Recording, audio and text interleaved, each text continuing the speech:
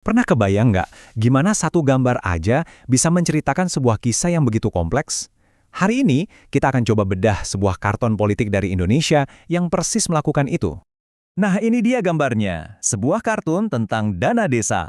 Kelihatannya sederhana ya, tapi sebenarnya ini tuh kayak teka-teki visual yang penuh makna. Yuk kita pecahkan bareng-bareng. Jadi, pertanyaan besarnya adalah, cerita apa sih yang sebenarnya mau disampaikan oleh satu gambar ini tentang hubungan rumit antara kekuasaan, uang rakyat, dan kepercayaan publik? Mari kita cari tahu. Oke, dalam setiap cerita pasti ada tokoh-tokohnya kan? Nah, di sini kita punya dua pemain utama, sang penjaga dan ya para pencuri. Yuk kita mulai dari sosok yang paling menonjol dulu. Figur berseragam di sebelah kiri. Siapa dia sebenarnya dan apa perannya di sini? Pertama, lihat seragamnya. Jelas banget ini simbol kekuasaan, simbol otoritas negara. Tapi, perhatiin deh, dia nggak punya wajah. Ini sengaja dibuat begitu, karena ini bukan cuma nyindir satu orang, tapi sebuah sistem. Dan yang paling penting, lihat sikapnya. Dia cuma berdiri, pasif, ngeliatin aja, tanpa ada niat buat melindungi sama sekali. Oke, dari sang penjaga, sekarang kita geser perhatian kita ke sudut yang lebih gelap. Di kanan bawah, ada segerombolan tikus yang lagi sibuk beraksi diam-diam.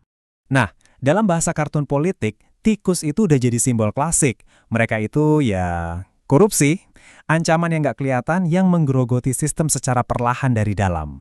Kita udah kenalan sama para aktornya. Sekarang mari kita lihat apa sih yang jadi rebutan mereka, harta karun yang ada di dalam sangkar itu. Tepat di tengah-tengah gambar ada sangkar burung, tapi isinya bukan burung, melainkan tumpukan uang. Nah, ini dia inti dari keseluruhan ceritanya. Di sangkarnya tertulis jelas, dana desa. Ini adalah dana publik, uang rakyat, yang tujuannya untuk membangun desa. Di atasnya ada lambang negara, seolah-olah jadi segel penjamin kalau dana ini dilindungi dan aman. Tapi pertanyaannya, apa benar begitu? Disinilah letak ironi terbesarnya.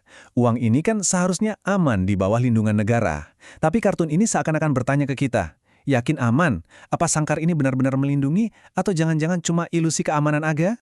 Oke, semua kepingan puzzle-nya udah kita kumpulin. Ada penjaga, ada pencuri, dan ada harta karunnya. Sekarang, yuk kita coba rangkai semuanya untuk melihat gambaran besarnya. Jadi, alur ceritanya kira-kira begini. Pertama, pemerintah mengalokasikan dana publik untuk rakyat.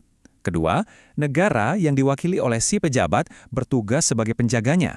Lalu yang ketiga, para koruptor si tikus-tikus ini malah mencuri dana itu dari dalam. Dan bagian yang paling tragis, sang penjaga cuma diam, membiarkan pencurian itu terjadi begitu saja. Jadi pesan utamanya tuh dalam banget. Ini bukan cuma soal pencurian uangnya loh, tapi tentang kegagalan sistem secara keseluruhan. Sebuah sistem yang membiarkan kejahatan ini terjadi, di mana sang penjaga justru jadi bagian dari masalah. Walaupun konteksnya Indonesia banget, pesan yang disampaikan kartun ini sebenarnya sangat universal. Ini adalah sebuah peringatan yang berlaku dimanapun. Karena pada akhirnya, korupsi itu dampaknya nyata. Ini bukan cuma soal angka kerugian, ini soal kepercayaan publik yang hancur, dan yang paling parah, ini soal masa depan yang dicuri.